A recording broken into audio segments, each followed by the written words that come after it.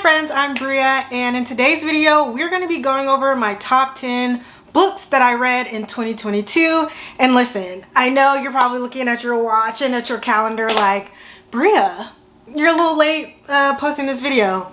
Listen, I know I'm running on CP time. If you know, you know. But you know, better late than never. So here we are. But because I did take so long to get this video to you guys, I am going to kind of speed through these books. Every book that I'm going to mention today, I've actually talked about in another video, whether it's a vlog or my quarterly wrap-up. So if you want a more in-depth review of all the books that I'm going to talk about today, make sure you go watch those. So I'm going to talk about 10 books, and we're going to go from 10 to 1 being the book that I enjoyed the most. So first up is a book I definitely didn't think that I was gonna like, or was definitely not gonna even make it into the top 10, because I'm always very wary about self-help.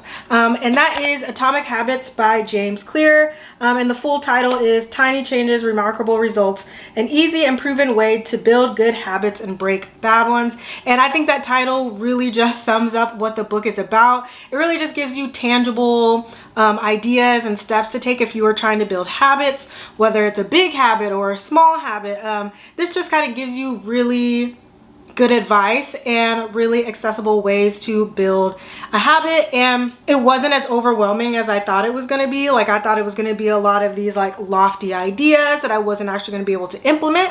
But the author did a really good job of just giving you tangible steps to take, as well as giving you different methods that could work for you. And like I said, I'm not really big into self-help, or I wasn't prior to this year, but this one is really good and I'm glad that I picked it up. All right, and at number 9, we have a book that just like snuck its way into the top 10 at the end of the year, and that is Behind Her Eyes by Sarah Pinborough. So this follows a woman who meets this guy at a bar, and you know, they're hitting it off, but then she realizes that he's married. And then she also realizes that he's her boss. And so she tries to take a step back, but then she ends up becoming friends with this man's wife. And as she's becoming friends with his wife, and as she begins to work for him and still kind of build some type of like friendship / relationship, she realizes that something's a little off in their marriage. And the ending really threw me for a loop-de-loop. Okay. I had a lot of different theories towards the end of the book, and I feel like I was kind of close to what the actual ending was going to be, but there was still no way I was ever going to guess it. And this is probably one of the best endings to a mystery thriller that I've ever read. And this isn't probably new to a lot of people. I know that this book has been out for a while, and there's even like a Netflix short series on it. But I definitely recommend it because it's not too long either. So if you're looking for a good mystery thriller, definitely recommend this one, and that is my number 9 pick. Okay, and book number 8, I already know is going to be controversial because I feel like people either really like this book or they absolutely hated it, and that is Upgrade by Blake Crouch. And Upgrade really kind of explores the idea of genetic modification, and so we're following this world and this character where genetic modification is actually illegal, but this man's job is to find people who are doing this like genetic testing to kind of take them down. However, on one of these cases or missions, he ends up getting hit with a little something, ends up changing his genetic makeup a little bit. So we're following him as he's trying to navigate these new, I don't want to say powers, but these new abilities. We're also figuring out how he's connected to certain people in history that have a very complicated past with genetic testing, and this book really just took you for a whirlwind.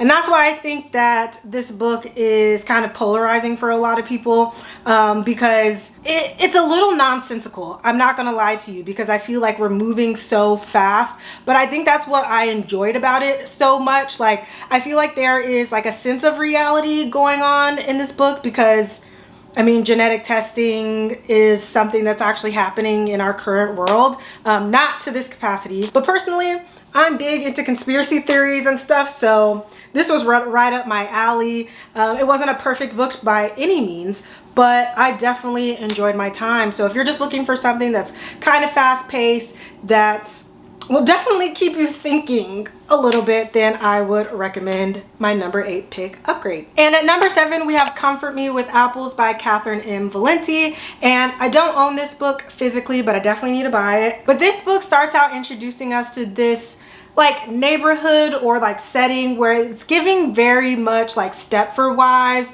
It's giving, you know, all the wives have to follow these certain rules.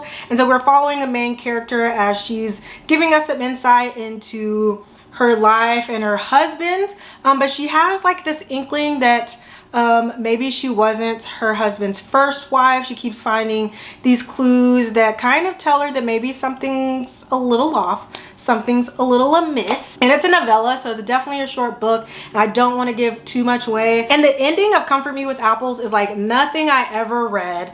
I couldn't see it coming. I think this is the type of ending that you can really only do once. And I know for some people the ending is very like hit or miss.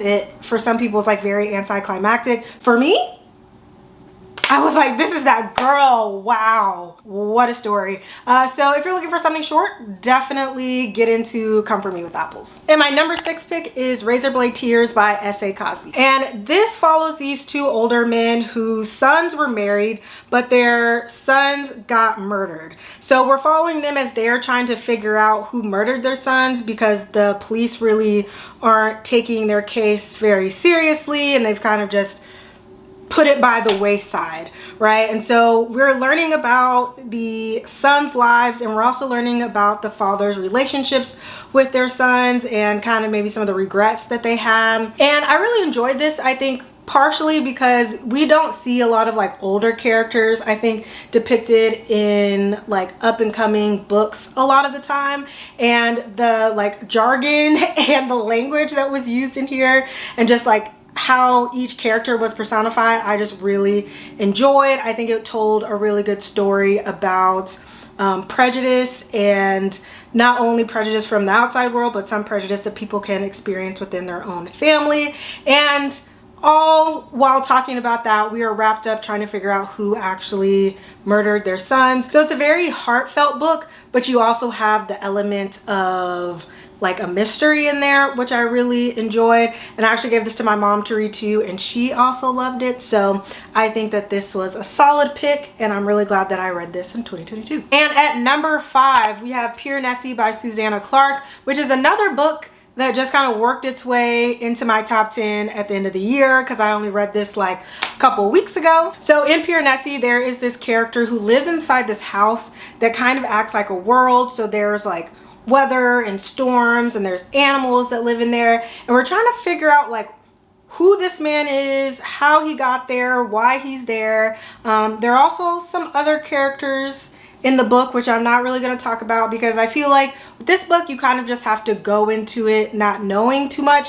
But when I say that I feel like I was just instantly transported not only into this like house or world, but in the perspective like of our main character as he's, you know, navigating different circumstances. But this book just felt really special and really magical, and it's also pretty short. And I would also recommend the audiobook if you are interested in that, because I think the accents that were done and the way the book was narrated was just done really well. And can we just talk about this?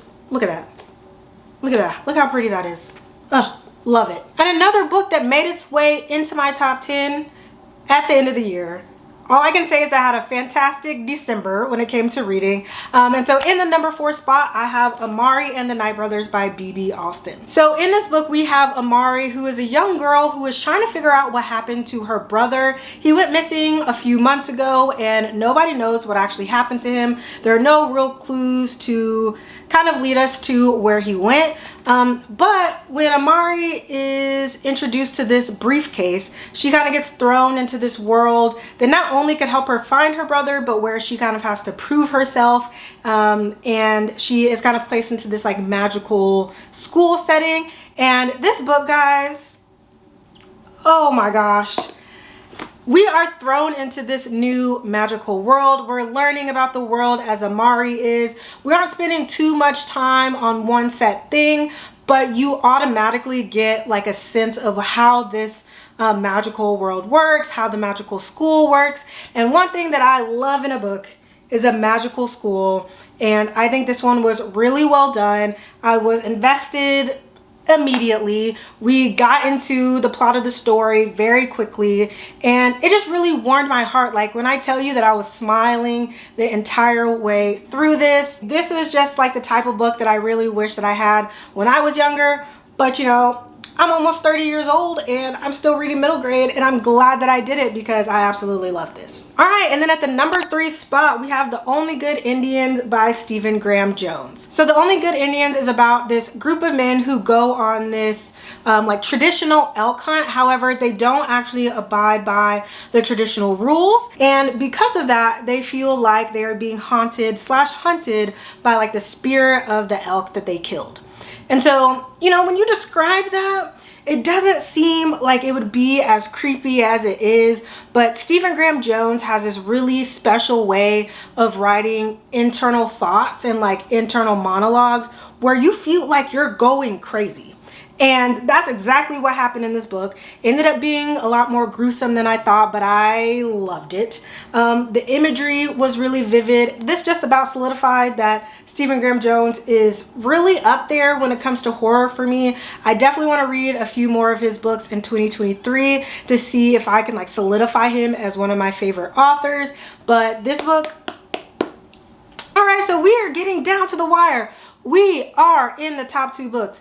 And at number 2, we have The Push by Ashley Aldrain. So I actually read this book at the beginning of 2022 as part of my video that I did for Reading BookTube's favorite books, and y'all didn't disappoint. So The Push is this psychological drama / mystery thriller that actually kind of focuses on motherhood. So we are following this main character who, growing up, she didn't really have the best experience with her mother. So she didn't really know how she was gonna do being a mother herself. And it all kind of comes into question once she gives birth to her daughter. And her daughter, there's something off, but it feels like she's the only one that sees these things out of her daughter. So she doesn't know if her daughter was just like born this way or if her daughter's acting this way because of her relationship with her. But I don't think there's anything creepier than a creepy child. Okay, and this is definitely creepy child vibes. And like the last line of this book, when I tell you, had me about to throw this across the room, but not in a bad way, but in a like, what the actual F? And that ending is why this book is at the number 2 spot and the moment that you guys have all been waiting for, or maybe not, I don't know. But at the number 1 spot, we have Dawn by Octavia Butler. So in this story, there's a nuclear war on Earth, and before humankind went extinct, a few aliens came and plucked a few people off of Earth to try to save the human race in general. And so they put these humans in these like really long coma like sleeps, and then we meet Lilith, who gets woken up out of this sleep.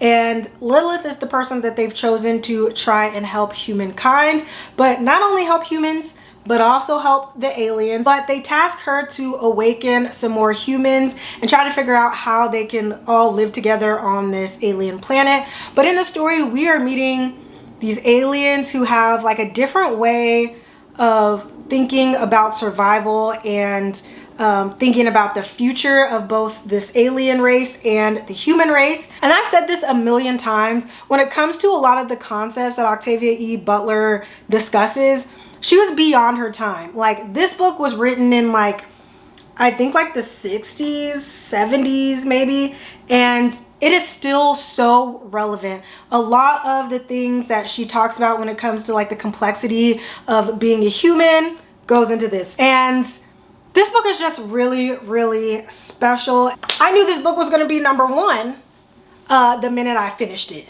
okay? And I read this at the beginning of the year as well, and phenomenal. All right, and as always, if you made it to the end of this video, my little tater tot, you are my absolute favorite. And let me know down below in the comments, what was your favorite book of 2022? And I will see you in the next one. Bye.